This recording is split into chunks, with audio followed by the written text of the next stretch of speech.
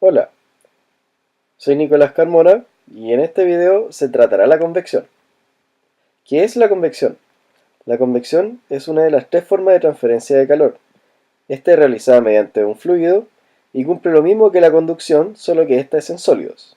Para su estudio de flujo de calor transferido se aplica la ley de enfriamiento de Newton, donde H es el coeficiente de convección, AS es el área de superficie, Ts temperatura de superficie y T infinito la temperatura del ambiente. Se debe aclarar que existen dos tipos de convección, la natural y la forzada. Dependiendo del tipo de convección es cómo se realizará el análisis. La convección natural ocurre cuando el elemento genera una transferencia de calor producida por el movimiento propio de la masa de aire que se mueve por cambios de densidad. Mientras que la forzada es cuando el elemento se enfrenta a un flujo en movimiento, el cual acelera esta transferencia, enfriando más rápido el elemento en cuestión.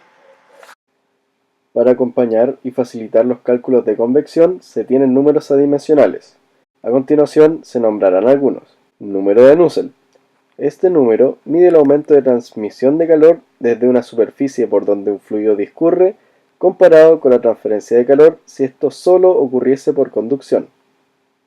En este caso es H por L sobre K. El número de Prandtl. Una aproximación entre la razón de difusión de momentum y su difusión térmica. Nu es la viscosidad y alfa la difusión. Número de Stanton. Mide la relación entre el calor transferido a un fluido y su capacidad calorífica.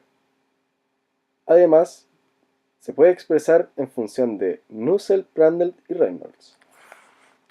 Y finalmente, el número de Reynolds, el cual entrega la razón entre fuerzas viscosas e inerciales. Sirve para saber si algún flujo es de origen laminar o turbulento. A continuación, será un ejercicio explicativo para aclarar el tema de la convección. Pero antes, explicaremos brevemente la rugosidad específica de un material y el diagrama de Moody.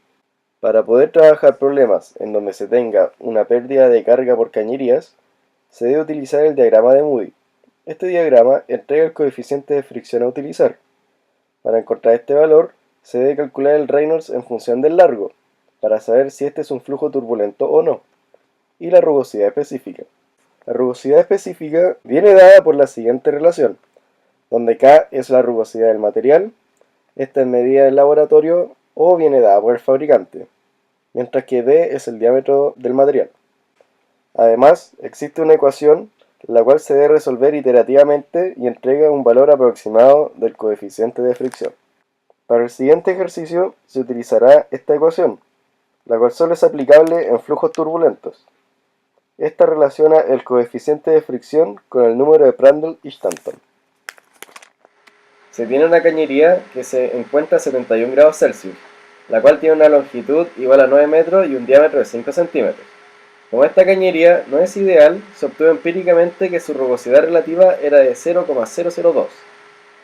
Si se introdujera agua a 43 grados Celsius a un flujo másico de 6 kilogramos segundos, debe determinar la temperatura de salida.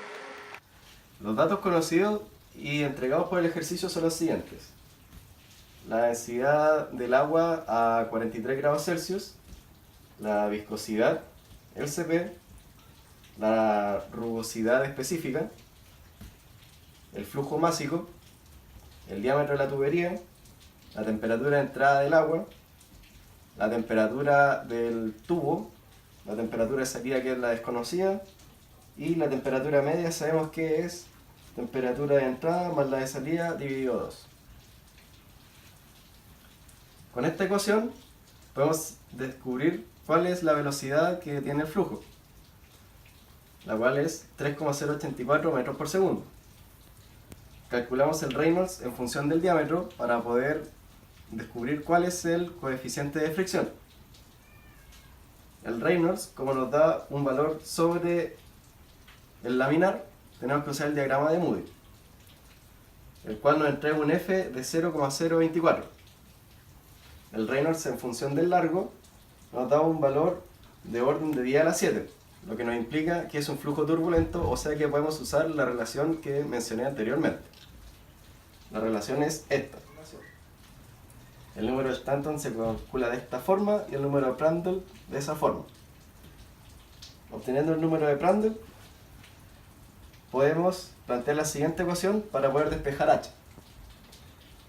Nuestro coeficiente de convección nos dio de 18.300 watts metro cuadrado Celsius. Por ende, ahora simplemente hacemos un simple balance de energía para así poder despejar la temperatura de salida del flujo, la cual da un valor de 62,05 grados Celsius.